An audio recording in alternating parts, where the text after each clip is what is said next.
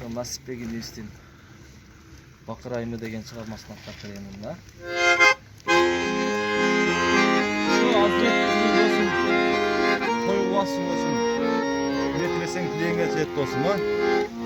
Şu biz tava cebine duruyoruz, var özüne. Olsun toyumun şu akşeyi sınaman ötkesin olsun ha.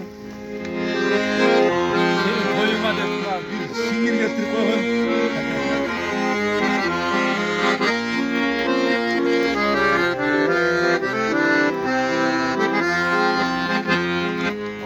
Denizdeyiz şaşıran hakikatsız atılarını yumuşamak için sezgiler uçuşundan dem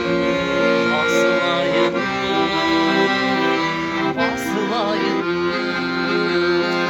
sızılma içten batınayım ciserimde aytım açılayım sen konuşur yetenden beri kıymalım çürüm bakırayım kıymalım çürüm bakırayım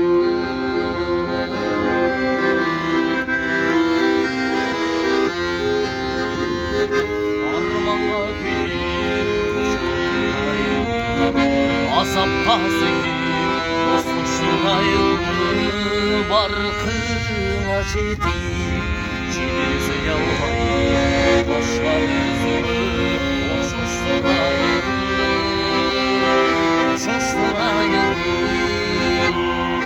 sızılma içten batınayım çizimdir aytım açılayım sen konuşurum yetkenden beri kıymalım çürüm bakırayım kıymalım çürüm